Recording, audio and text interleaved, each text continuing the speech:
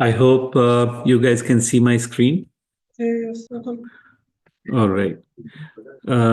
बिस्मिल्लाहिर्रहमानिर्रहीम अस्सलाम वालेकुम एवरीबॉडी. उर्दू में बात करूं या अंग्रेजी में? आप लोग क्या प्रिफर करेंगे? Urdu for sure. ये कौन है? नाम भी तो बताएं. Sir, I am Anas Ahmed. अच्छा मैंने अच्छा. स्टार्टअप के लिए रजिस्टर किया था लेकिन this is going to be my first session after 3-4 months. मुझे टाइम ओके. नहीं, एमबीबीएस के एग्जाम्स थे. So okay. Thank you. No problem. All righty, तो फिर हम उर्दू में बात करते हैं. मैं उम्मीद करता हूँ कि सब लोगों की समझ में आएगी सही से. मैं लिडिया के नाम से थोड़ा सा समझ रहा था कि शायद she may not be able to understand Urdu, but it seems like she is fine. Okay. तो आज का जो हमारा सेशन है, basically there are 12 sessions in a series जो हम करेंगे. और इसके अंदर हम एक पूरा ट्रैक कवर कर रहे हैं जिसमें हम आइडिया से लेकर और एंड तक की अपने आइडिया को काम करने के लिए, अपनी स्टार्टअप को लॉन्च करने के लिए जो जो चीज़ें आपको दरकार हैं वो टॉपिक्स हम डिस्कस करेंगे. और मेरी उम्मीद ये है कि हम जब ये काम कर रहे होंगे एक एक सेशन में, तो आप लोग एक्टिवली पार्टिसिपेट करेंगे, सवाल करेंगे और चीज़ों को समझेंगे, ताकि आप खुद अपने आइडियाज़ को आगे लेके बढ़ सकें और उनसे फ़ायदा उठाएं और दुनिया को फ़ायदा पहुंचाएं. तो सबसे पहला सवाल, एक स्टार्टअप को स्टार्ट करने के लिए कहीं ना कहीं से कोई ना कोई एक आइडिया चाहिए होता है. Right. You start with something. खैर, हम इसके बारे में मजीद डिटेल में बात करेंगे, लेकिन सबसे पहला सवाल ये कि ये आइडिया आते कहाँ से. राइट. तो और ये बहुत सारे लोग, जब मैं उनसे पूछता हूँ कि आपके दिमाग में आइडियाज आते हैं, तो बहुत सारे लोग कहते हैं कि नहीं जी, हमारे तो दिमाग में कोई आइडिया नहीं आता, या हमारे पास तो कोई आइडिया नहीं है. लेकिन ऐसा है नहीं, लोगों के दिमाग में आइडियाज आते हैं. थोड़ा सा मेरे बारे में कि मैं एस्पायर पाकिस्तान का, आइडियाजिस का, नेशनल आइडिया बैंक का, नेशनल आइडिया थिंक टैंक का फाउंडर हूँ. इससे पहले और भी मैंने ऑर्गेनाइजेशंस, स्टार्टअप्स में काम किया है, स्टार्ट की हैं. मेरा तकरीबन 30 साल का इंटरनेशनल एक्सपीरियंस है, 40 साल का टेक्नोलॉजी का एक्सपीरियंस है. और मैं कोई 6 साल पहले पाकिस्तान वापस आया, and my focus was to you know help the younger generation के नॉलेज इकॉनमी के अंदर पाकिस्तान कैसे आगे बढ़ सकता है, जिसके अंदर जाहिर है startups they play an important role. और मेरा फोकस जो है वो emerging technology, innovation and entrepreneurship, ये तीन चीज़ें हैं जो मेरा फोकस है. तो इसी के हवाले से एनआईसी हैदराबाद कम के अंदर मेरा रोल है. इसी के हवाले से और सारी चीज़ें जो मैं करता हूँ. अल्लामा इकबाल का शेर है, जहान ताज़ा की अफकार ताज़ा से है नमूद, कि संगो खिश्त से होते नहीं जहां पैदा. कि नए नई दुनियाएं, नए जहान, नई यूनिवर्सेस इनोवेटिव आइडियाज से पैदा होती हैं. पत्थर से, मिट्टी से नई दुनियाएं नहीं पैदा होती. यानी रियल एस्टेट के बिजनेस से नहीं, आइडियाज के बिजनेस से हम लोग आगे बढ़ सकते हैं, नई दुनियाएं पैदा कर सकते हैं. तो हर आइडिया कहीं ना कहीं से स्टार्ट होता है. और समटाइम एक बिल्कुल सिंपल सी यू नो क्वेश्चन से, एक सिंपल से सवाल से चीज़ स्टार्ट होती है, एक डिस्कशन स्टार्ट होती है, और फिर slowly you build upon that idea. बुनियादी तौर पर चार जगह हैं जहाँ पे आप आइडियाज़ आइडेंटिफाई कर सकते हैं, जहाँ पे आप ढूंढ सकते हैं आइडियाज़ को. जाहिर है ये थियोरेटिकल जगह हैं, कोई फिजिकल प्लेस नहीं है कि आपने जाके दरिया में कांटा डाल के मछली पकड़नी है तो दरिया पे जाना है. But this is something that you can go any time, wherever, whenever you have time, and you can think of good ideas. So ये चार चीजें हैं. Number one, ages of human knowledge and intersections. ये क्या है? जहां पे इंसान की नॉलेज की हद है, या जहां पे दो मुख्तलिफ नॉलेज एरियाज जो हैं वो इंटरसेक्ट कर रहे हैं. ये दो, that is basically one of the best places to find new ideas. Number two, future understanding the change, ये सोचना कि दुनिया कैसे बदल रही है, how things are evolving, how things are changing, and how things will be tomorrow, and how things will be next week, next month, next year. If you can start understanding the change, तो आपकी समझ में आ जाएगा कि वक्त से पहले लोगों को आगे किस चीज की जरूरत होगी. And then you come up with really advance idea कि जो कल लोगों की जरूरत होने वाली है वो आज आप समझ रहे हैं. ठीक है. नंबर 3, जो सबसे कॉमन है और सबसे आसान तरीन है, प्रॉब्लम्स टुडे, कि आज क्या प्रॉब्लम्स लोगों को फेस हो रही है. तो एक तो फ्यूचर की बात होगी ना, फ्यूचर में तो टाइम है, हो सकता है आपकी कैलकुलेशन गलत हो सकता है वो प्रॉब्लम हो ही ना, या फ्यूचर में वो चेंज हो ही ना जो आप सोच रहे हैं. लेकिन जो आज की प्रॉब्लम्स हैं वो तो श्योर हैं. और आज की प्रॉब्लम्स एक एंटरप्रेन्योर के लिए सबसे बेस्ट प्लेस है to start with. And the last is just day dreaming. थोड़ा सा ख्याली पुलाव पकाएं, थोड़े से ख्वाब देखें मुस्तकबिल के, एक अच्छे मुस्तकबिल के. तो ये 4 मुख्तलिफ जगह हैं जहां पे आप जाके आइडियाज पकड़ सकते हैं. तो ये समझें कि ये वो दरिया हैं जहां पे मछलियां तैर रही हैं और आपने इधर जाना है, अपना कांटा डालना है. अब मैं आपको एग्जाम्पल देता हूं ताकि आपकी समझ में आ सके कि ये इसका क्या मतलब है. बुनियादी तौर पर अगर एजेस की हम बात करें तो एक नया मटेरियल है, उसका नाम है ग्रेफीन. ग्रेफीन जो है वो कोई 15-20 साल पहले मतलब डिस्कवर किया गया था. And it is an atom, single atom thick layer of carbon, pure carbon. ठीक है. तो इसको वंडर मटेरियल भी कहते हैं और आप इसके बारे में लर्न कर सकते हैं. It's a new thing, so it is the edge of human knowledge. हम बिल्कुल अभी अभी इसके बारे में हमें पता पड़ा है, and we don't know what it does. So lots of scientist are experimenting कि आखिर ग्रेफीन से क्या किया जा सकता है. उनमें से किसी एक साइंटिस्ट ने सोचा कि यार मैं ग्रेफीन को कंक्रीट में मिला के देखता हूं कि इससे क्या फर्क पड़ता है. सो उन्होंने ग्रेफीन लिया, कंक्रीट में मिलाया, तो उसका जो इफेक्ट था वो ये था कि कंक्रीट बिकेम 27% स्ट्रोंगर जब उन्होंने 0.03% of the concrete volume graphene add किया. ठीक है. सो बहुत टाइनी सी अमाउंट ग्रेफीन की कंक्रीट में डाली तो कंक्रीट स्ट्रांग हो गया, उसकी स्ट्रेंथ बढ़ गई 30% तकरीबन. Very good. That is a new idea. Why don't we put concrete and graphene together and make stronger concrete.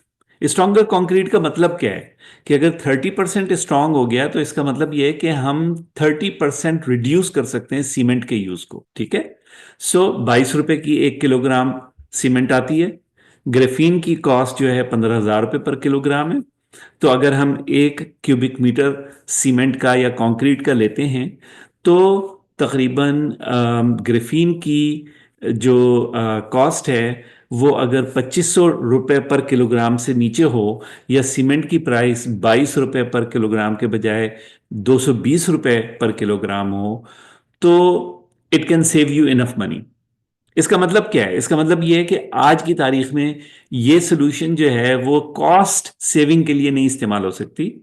However जहां पे आपको इस कंक्रीट को स्ट्रॉन्ग करना हो और कॉस्ट आपकी प्रॉब्लम ना हो, तो आप इसको इस्तेमाल कर सकते हैं इस सोल्यूशन को. तो मिसाल के तौर पे जैसे फौज के बंकर्स होते हैं, वहां कॉस्ट की प्रॉब्लम नहीं होती, वहां बंकर्स को स्ट्रॉन्ग करना जरूरी होता है. You can do that. So it is just a matter of time कि ग्रेफीन की कीमत कम हो जाए और सीमेंट की कीमत बढ़ेगी, जाहिर है. सो this will become a viable solution. I'm giving you a very concrete example of how on the edges of human knowledge you can go and find a new idea.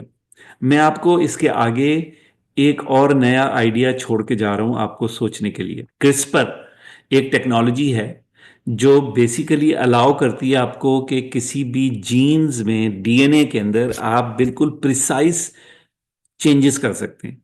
जैसे डॉक्यूमेंट में जाके cut and paste कर सकते हैं ना, तो बिल्कुल ऐसे ही क्रिस्पर एक टेक्नोलॉजी है जो आपको डीएनए में प्रिसाइसली कट एंड पेस्ट करने की फैसिलिटी देती है. तो कुछ साइंसदान चाइना के अंदर थे, उनके वहां पे एक बड़ी प्रॉब्लम ये थी कि उनके जो चावल थे उनको कुछ ऐसी डिजीजेज, ऐसी सिचुए होती थी जिसकी वजह से उनकी बहुत ज़्यादा नुकसान होता था उनका, फसल का, अगर वो बीमारियां उनको लग जाती थी। तो मैं आपको चाहता हूं कि आप थोड़ा सा इसका होमवर्क करें, जाएं इंटरनेट पे, चैट जीपीटी पे या क्या कहते हैं गूगल पे, और सर्च करें कि क्रिस्पर को यूज़ करके किस तरीके से चाइनीज साइंटिस्ट ने एक बहुत बड़ी कॉस्ट सेविंग की है। ठीक है, so I am just leaving you with that. थोड़ा सा आप जाके ढूंढेंगे तो आपको आराम से मिल जाएगा। ठीक है, so these are the two examples of edges of human knowledge. Okay, number two, इससे पहले कि मैं, यह फन फैक्ट, इन 2022 ग्रेफीन की प्रोडक्शन 20,000 टन थी साल की। ठीक है, और जो ग्लोबल मार्केट है ग्रेफीन की, वो डबल हो जाएगी by 2025। So this year it should be around 1.5 billion dollars and it will continue growing like that, which means that if we know how to make graphene, it's a good industry. Pakistan में शायद कोई भी graphene नहीं बना रहा, graphene बनाना इतना मुश्किल काम भी नहीं है। So, one thing that maybe you could do as a business is start producing graphene, but you'll have to experiment little bit ताकि आपको समझ में आए कि ग्रेफीन कैसे प्रोड्यूस होती है और लार्ज स्केल में कैसे प्रोड्यूस हो सकती है।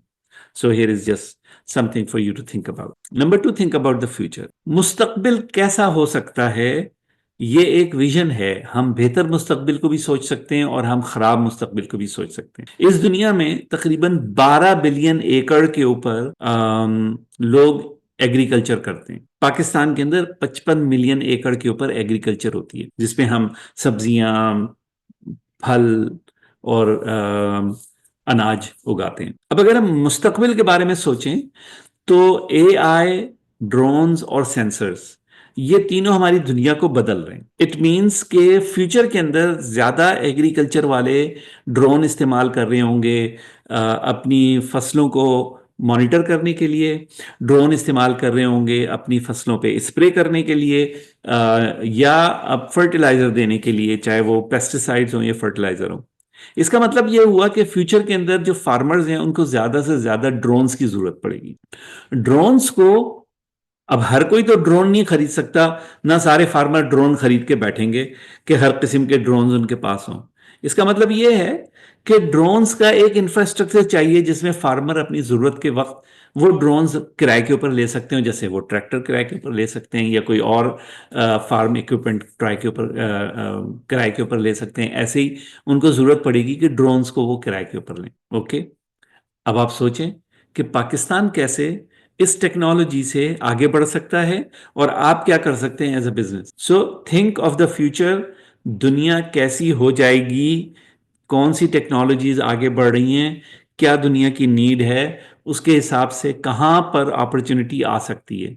जो आज डेवलप कर लेगा ये इंफ्रास्ट्रक्चर, कल उसको बेनिफिट होगा। मिसाल के तौर पे टेस्ला ने जब इलेक्ट्रिक कार लॉन्च की तो उसके साथ साथ उन्होंने इलेक्ट्रिसिटी फिलिंग स्टेशंस, पेट्रोल के बजाय आप बिजली अपनी बैटरीज को रिचार्ज करने के लिए स्टेशंस के ऊपर भर सकते हैं। ठीक है, तो उन्होंने ये बनाया considering what will happen in the future, ये सोचते हुए कि मुस्तकबिल में क्या होने वाला है।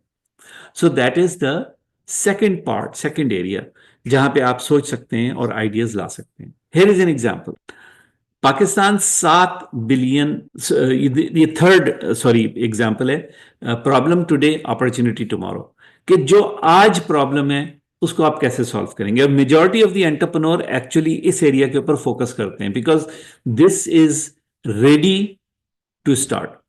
Pakistan 7 billion dollar worth of palm oil import करता है साल का। इस वक्त पाकिस्तान में 5 लाख एकड़ आइडेंटिफाइड हैं already which are good for palm production, यानी पहले से बताया हुआ है, हमने रिसर्च की हुई है कि कौन से एरियाज हैं जहां पे पाम की प्रोडक्शन बहुत अच्छी हो सकती है। 5 लाख एकड़ can produce 3 billion worth of $3 billion worth of palm oil. जबरदस्त। इसका मतलब यह है कि अगर हम 4-4 एकड़ लोगों को पाम ऑयल लगाने को दे दें तो इतना उनकी इनकम होगी उन 4 एकड़ के ऊपर कि उनकी पूरी फैमिली, उनके सारे लोग जो हैं वो खुशहाल हो जाएंगे, और पर एकड़ जो उनकी इनकम है वो पाम ऑयल से बहुत ज्यादा होगी। तो 1,25,000 फैमिलीज अगर इन 5 लाख एकड़ को 4-4 एकड़ के ग्रुप में डिवाइड कर दिया जाए तो 1,25,000 families can become prosperous with in 8 years. Now imagine the impact. एक फैमिली पाकिस्तान के अंदर तकरीबन 6 लोगों की होती है, तो almost 1 million people can come out of poverty. Million farmers जिनके पास 4 एकड़, 3 एकड़, 5 एकड़, 6 एकड़ जमीनें, ज्यादातर फार्मर्स पाकिस्तान में इसी उसके अंदर हैं. सो बड़ी बड़ी कॉरपोरेशंस को लाने के बजाय अगर हम छोटे छोटे पार्सल्स लैंड के जो गवर्नमेंट देना चाह रही है कि हम बाहर से कॉरपोरेशंस को लेकर आएंगे, उसके बजाय अगर एग्रीकल्चर के जो ग्रेजुएट्स हैं उनको 4-4, 5-5 एकड़ जमीन दे दी जाए और जाके पाम लगाओ, तो क्या फायदा होगा? गरीब गुर्बत से बाहर आएंगे. जो बच्चे एग्रीकल्चर पढ़ रहे हैं वो अपनी कम्युनिटीज के अंदर काम करेंगे, उनकी कम्युनिटीज प्रॉस्परस होंगी और पाकिस्तान का इंपोर्ट बचेगा.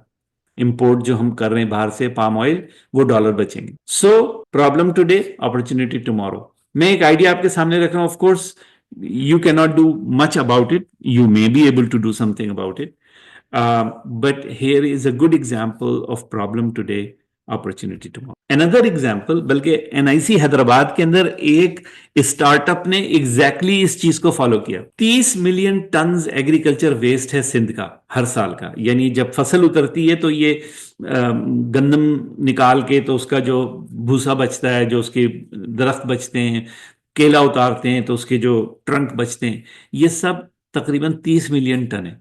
अगर इस 30 मिलियन टन एग्रीकल्चर वेस्ट को एनर्जी में कन्वर्ट किया जाए तो ये $7 बिलियन के इक्वलेंट एनर्जी बनती है.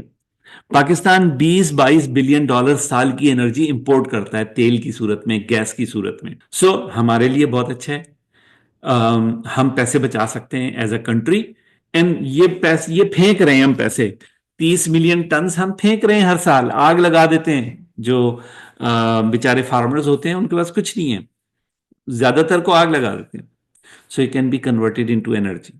There are many ways that you can convert this agriculture waste into energy. So here is the homework for you.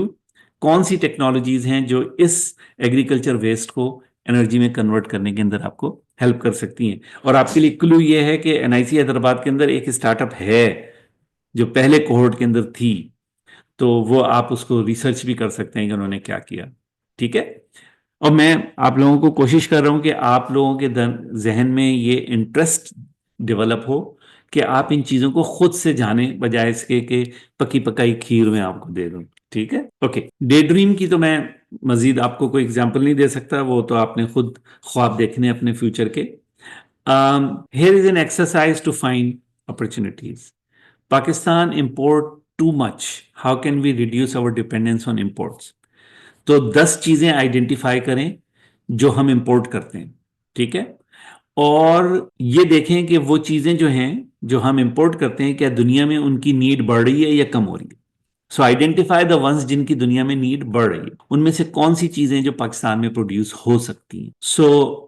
और कहाँ उन अपना से मिल सकती हैं, उनको प्रोड्यूस करने के लिए हमें क्या चाहिए, उसके लिए कौन सी स्किल्स चाहिए, और क्या हमारे पास वो स्किल्स और वो रॉ मटेरियल मौजूद है पाकिस्तान में. और अगर वो मौजूद है, so here is a great opportunity, start producing them instead of buying from outside. एक दो चीजें नहीं है, हम हजारों चीजें जो बाहर से मंगाते हैं जो हम नहीं बनाते. So start making them. अभी अमेरिका के अंदर जो कुछ हो रहा है, ये जो डोनाल्ड ट्रंप कर रहा है, वो यही तो कह रहे हैं हम बाहर से मंगाते हैं, हम अपने मुल्क में क्यों नहीं बना रहे. ठीक है. So the question is what can you do. जाएं, जाके आइडेंटिफाई करें अपॉर्चुनिटीज, देखें क्या आप बना सकते हैं, कौन सी चीज आपकी समझ में आती है, and that could be a very good idea. Okay. So ये आपके लिए होमवर्क समझ लें. I am giving you something to work on, ताकि बाद में आप इसके ऊपर सोचें. ड्रीम के हवाले से मैं अपना ड्रीम आपके साथ शेयर करता हूं कि इन द नेक्स्ट 20 years जो हम इमर्जिंग टेक्नोलॉजीज दे रहे हैं, जो आ रही हैं अभी, वो डेवलपमेंट पिछली 300 साल की डेवलपमेंट से ज्यादा होगी जो 20 साल में होने वाली है. और 60 टेक्नोलॉजीज ऐसी हैं, लीडिंग टेक्नोलॉजीज, जो $50 ट्रिलियन की इकोनॉमिक इम्पैक्ट या अपॉर्चुनिटी क्रिएट करेंगी. और मैं ये बिलीव करता हूं कि हम दुनिया की पॉपुलेशन का 3% हैं, तो इस $50 ट्रिलियन में से 3% हमारा हिस्सा होना चाहिए. कितना होगा? 3%, $50 ट्रिलियन का लिखेंगे चैट के अंदर आप? $50 ट्रिलियन का 3% कितना होगा? मैं तो चैट में किसी ने नहीं लिखा, आप लोगों को अंदाजा है कितना होगा? यार आप लोगों की मैथ बड़ी कमजोर है। 1.5 trillion, Ayesha thank you. Yes, $1.5 trillion. हम लोग तो 1 बिलियन 2 बिलियन के लिए रो रहे हैं। यहां दुनिया में लूटमार मची हुई है इन टेक्नोलॉजीज के ऊपर, हम कहां खड़े हैं? हमें भी तो इस लूटमार में हिस्सा लेना चाहिए। Okay, so this is my dream. आपका ड्रीम क्या है? Think about your dream now. What? Okay, समझ में आ गया भाई। Edges and intersections, understanding the change, think about the future, problem today, day dreaming. Okay, अब क्या करें?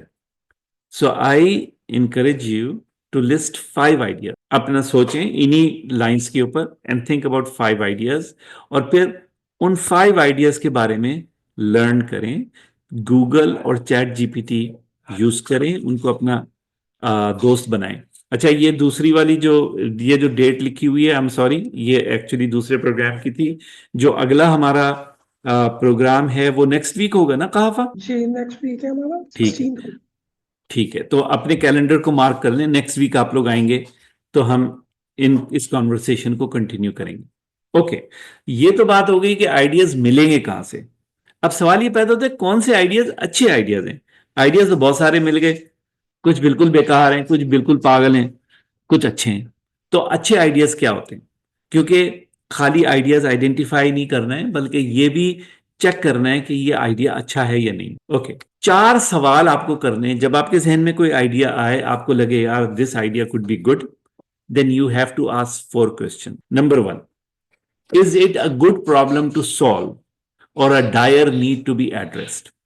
और मैं भी आपको इसके आगे डिटेल बताऊंगा। Number 2, can I fix the problem? Number 3, is my solution robust? And number 4, do I have the minimum resources needed? ये 4 सवाल हैं। ये हो सकता है कि एक अच्छा आइडिया हो लेकिन मेरे लिए ना हो, क्योंकि मैं सॉल्व नहीं कर सकता, मेरी सोल्यूशन नहीं है मेरे पास। ये भी हो सकता है कि अच्छा आइडिया और सोल्यूशन भी हो मेरे पास, लेकिन मेरे पास रिसोर्सेज नहीं हो, so I can not actually work on that idea because I don't have the resources, right? So इसको सामने रखते हुए हमको इसमें सोचना पड़ेगा कि आइडिया अच्छा भी हो सकता है लेकिन ये जरूरी नहीं है कि हमारे लिए अच्छा हो।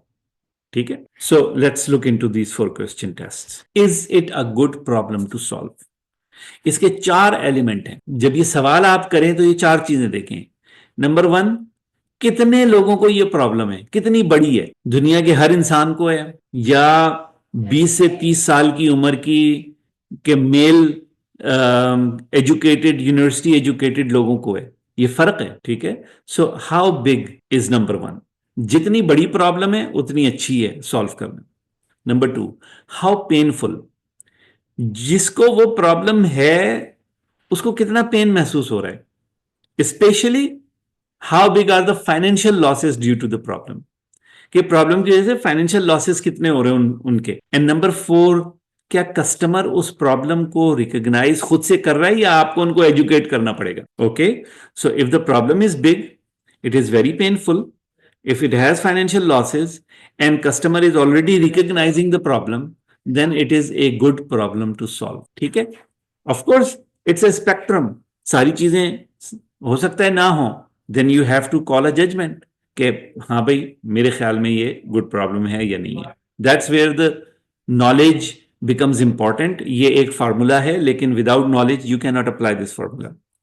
Okay, so that's number 1। Is it a good problem to solve? Is how big, how painful, financial losses, and if the customer already recognizes the problem. Okay. Number 2, can I fix the problem? और ये बहुत important सवाल है क्योंकि many young entrepreneurs forget to ask this. Do I have the deeper knowledge of the problem? Why this problem exists? क्यों है ये problem? किसी ने सॉल्व क्यों नहीं की? और मैं जो सोल्यूशन सोच रहा हूं उसके बारे में मुझे कितना पता है? मुझे मालूम ही नहीं है कि ये सोल्यूशन कैसे बनेगी. सो आई डोंट इवन नो कि मैं जो सोल्यूशन सोच रहा हूँ वो रियलिस्टिक है भी कि नहीं, इज इट पॉसिबल और not, right. So this is important. Number 3, do I have a robust solution. तो ये सवाल उसी वक्त आएगा जब आप दूसरे सवाल का जवाब हाँ में देंगे कि हाँ मेरे पास I can come up with a solution. Then the question is, do I have a robust solution? Because solution doesn't need to be, just a solution, but it needs to be a solution that your customer can use. ठीक है. So number 1, it is easy to use. ठीक है. Number 2, it addresses the pain points. जो उसको customer को परेशानी हो रही है वो उसको वाकई में एड्रेस करता हूँ. आइडियली कुछ एडिशनल गेन भी ऑफर करता हूँ कि न सिर्फ उसके प्रॉब्लम्स को सॉल्व करेगा बल्कि कुछ और एडवांटेज भी उसको देगा. It does not require customer to change their behaviour radically, कि अगर वो कोई काम एक तरीके से कर रहे हैं तो हर चीज ऊपर नीचे हो जाए उनकी. And the decision to use your solution is easy for the customer. It doesn't require कि जी $10 मिलियन की इन्वेस्टमेंट होगी, 6 महीने साल काम करूंगा तो मुझे नतीजा मिलेगा. नहीं, they need to be an easy decision for the customer. Of course अगर पेन बहुत ज्यादा है, प्रॉब्लम बहुत बड़ी है, नुकसान बहुत ज्यादा हो रहा है तो कस्टमर ज्यादा पैसे भी देगा, वो बात नहीं है, लेकिन उसके लिए फैसला करना आसान है. This is what is a robust solution. तो आपके पास अगर सोल्यूशन है तो आपने फिर ये 5 पॉइंट्स चेक करने कि यार ये वाकई में रोबस्ट है या नहीं है. And then comes the last question कि आपकी सोल्यूशन अगर रोबस्ट भी है लेकिन आपके पास पैसे नहीं है, आपके पास रिसोर्सेज नहीं है, तो आप और खास तौर पे अगर आपका कोई एक्सपीरियंस भी नहीं है पास्ट में कि आप लोगों को बता सकें कि जी मुझे तजर्बा है, मुझे मालूम है, I know what to do. तो आपकी हिस्टोरिक परफॉर्मेंस के ऊपर, आपकी हिस्ट्री के ऊपर, जॉब की, आपके एक्सपीरियंस की बेस पे लोग शायद आपको पैसे दे दें. लेकिन अगर आपके पास एक्सपीरियंस भी नहीं है, so then the question is, do you have the resources, expertise to develop the product so you can build the minimum viable product? Do you have access to the customer? And can you get traction कि आपके customer आपको कहें कि हाँ हम ready हैं MVP use करने के लिए, और देन उसको आपको उस प्रोडक्ट को प्रोड्यूस करने के लिए और उसको स्केल करने की एक्सपर्टीज है आपके पास, और फंडिंग जो चाहिए at a later stage, you know how you would get the funding. या फंडिंग आपके पास खुद मौजूद है, या आप ऐसे इन्वेस्टर्स को खुद जानते हैं जो आपके ऊपर ट्रस्ट करते हैं, बिलीव करते हैं.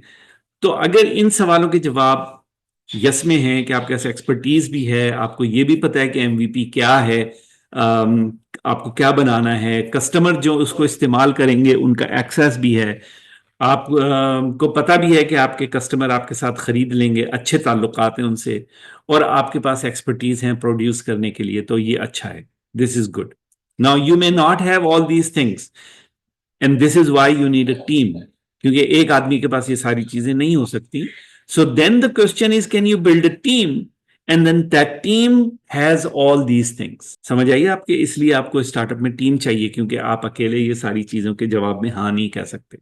So either there will be very few people in the world with a lot of experience in an industry to be able to say yes, yes, yes, yes, all. So you will not be able to say yes, yes, yes, all. Then the question is, can you grab a person in your team? Can you add people to your team जिनके पास ये expertise हो?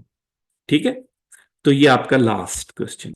सो दोबारा से मैं आपको बता देता हूं, ये 4 सवाल हैं.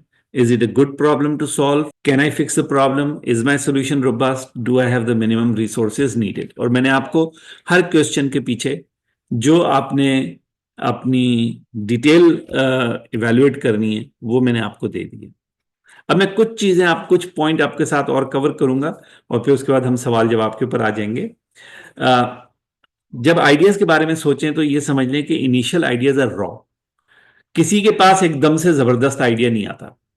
एक आइडिया आता है जो फैसिनेटिंग होता है, उसके ऊपर लोग काम करते हैं. आमतौर पे वो आइडिया कच्चा होता है, उसके अंदर ज्यादा डेप्थ नहीं होती है, but then you start working on it and then you mature the idea over time, और फिर वो अच्छा आइडिया बनता है जब आप उस पर काम करते. हमेशा एक प्रॉब्लम की डिफरेंट डायमेंशंस होती हैं, डिफरेंट लोग उन डायमेंशंस को डिफरेंट तरीके से देख रहे होते हैं. तो जब आप ये इवैल्यूएट करने जाएंगे कि how painful it is for the customer, what kind of loss they are facing, there would always be different angles at which you will look, different angles of that problem, right? Number 3, हमेशा ये सवाल करें कि ये problem solve क्यों नहीं हुई अभी तक, why no one has solved it. जब तक कि डीपर जाके आप इस सवाल का जवाब नहीं दे सकते, जब तक कि या तो आपकी नॉलेज लिमिटेड है, ठीक है, और या फिर ये कि आपने जो है वो समझा नहीं है प्रॉब्लम को नॉलेज के बावजूद भी।